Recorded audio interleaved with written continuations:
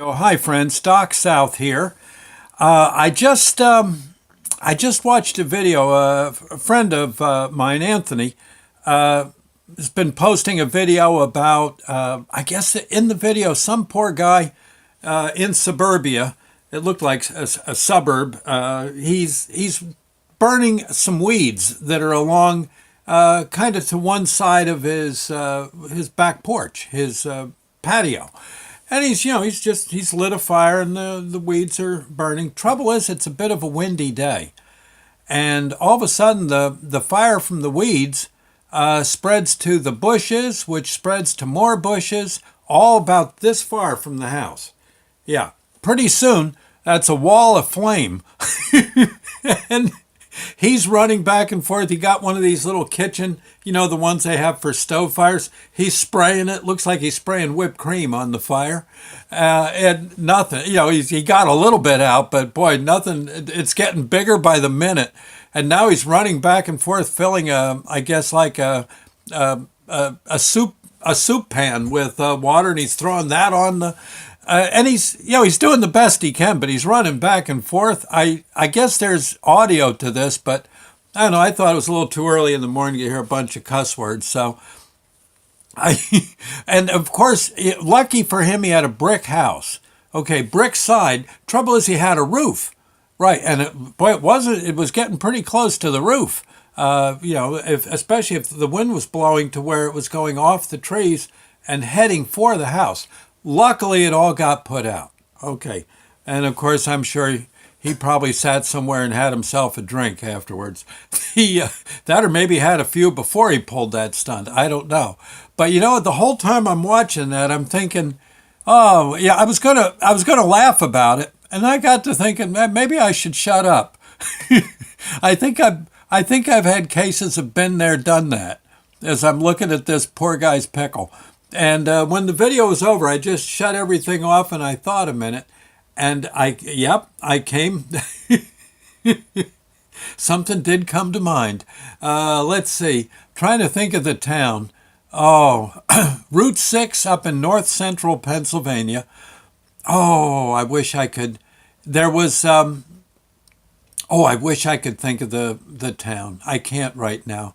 I'd have to get a Mansfield. I think it was Mansfield, Pennsylvania. It's north of Williamsport, intersection of Route 15 and 206.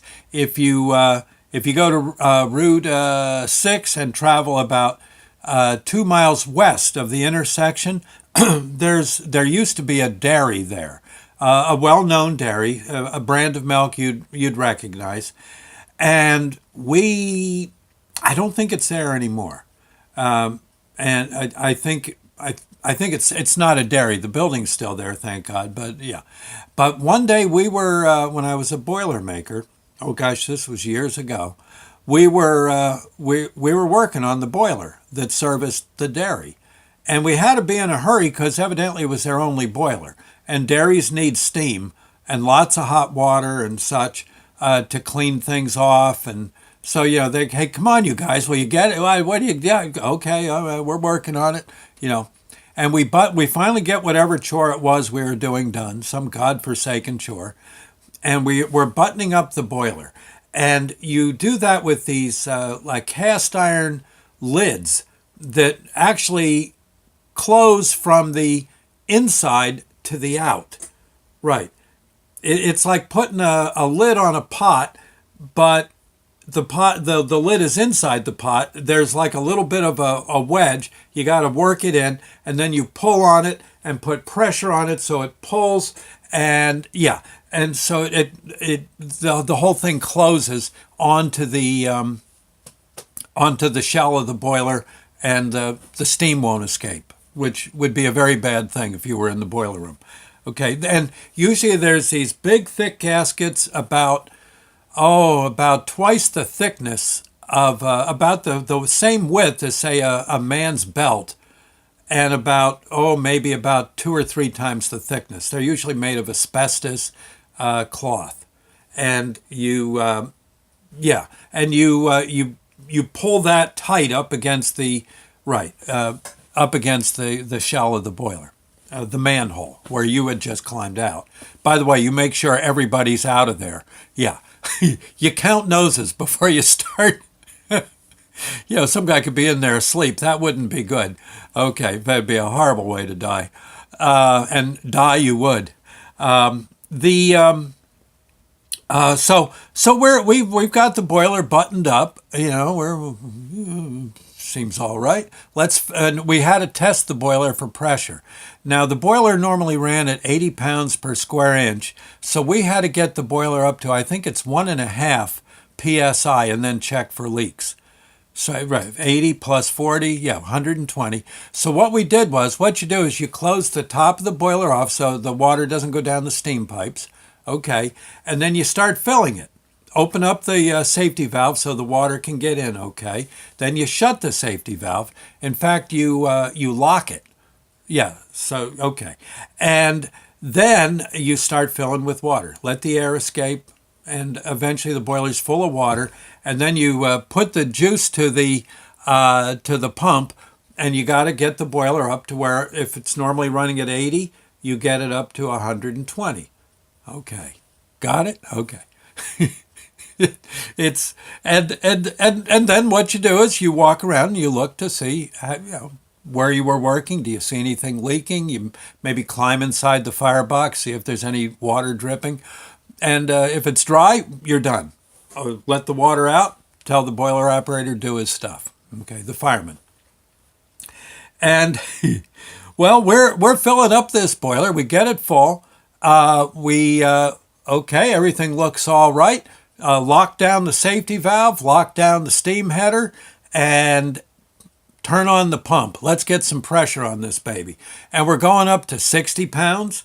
And I'll tell you, sometimes this is kind of weird because, you're realizing you're kind of building a bomb here. Yeah, okay. 60, 70, 80, it's up to 80, 90, 100.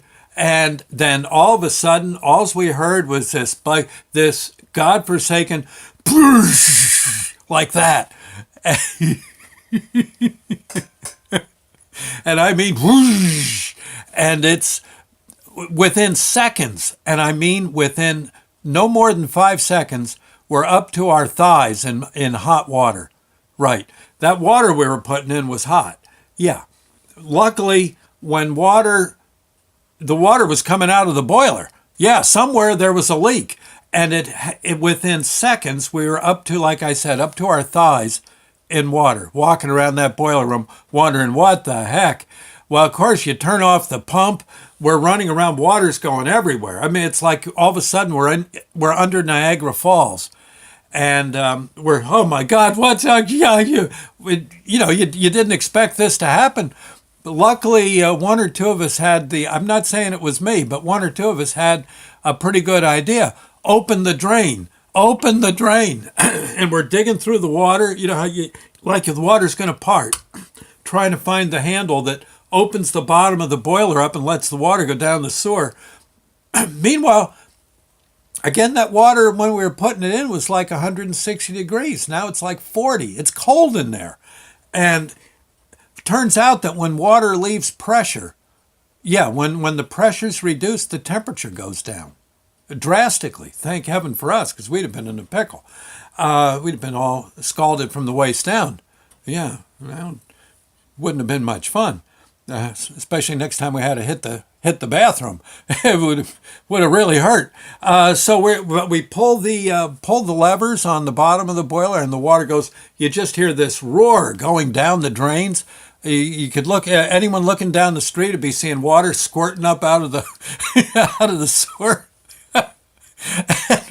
and we're my God, what in heaven's name was that? What the boilers were? So now we're looking the boiler over. We go inside where the repair was. There's no water in here. Well, our repair held. What the heck? And it turns out all that water that happened that quick, it filled the boiler room that quick. And it was like I said, a fairly big boiler room. So, it would be like filling one of those above ground pools. Picture some way to fill that thing in 4 seconds. Okay. We we noticed finally, once we got the boiler down, one manhole down at the bottom of the boiler. We had put on the gasket, and the gasket evidently wasn't quite set right. All that water came out of a hole about that big. I am not kidding you. That big. Flying. Oh my God. And there's a case of, something getting out of hand that you absolutely didn't expect. All it was one little hole that we should have seen. We should have seen, but I guess they were in a hurry, and we were in a hurry, and and there you go. Luckily, everything dried out. We put a fresh gasket on. The boiler held, and I guess, well, like I said, it's not a dairy anymore. Maybe they just use the boiler for heat, which means it won't be up that high of pressure. But doggone, I drove by that. I drove by that factory once, that dairy, with Sandy. We were on a road trip in Pensy, and I told her the story I just told you, and she said, "That's what you did every day, working around those things, those boilers?" I said, "Yeah." She says, "Man, you're nuts." I said, "Yeah, I think we were." No, she says, "You're nuts." I said, "My God," she says, "you could get killed in there." I said, "Well, yeah. No one ever did, but I guess, yeah, we came close a few times." But anyway, so I thought you'd like that. And I dedicate that to the poor guy whose bushes got out, that fire on on the weeds outside his house just a little bit out of hand. It does happen. It does happen. Okay. Well, I'll see you later. Bye now, friends. Remember, check your gaskets.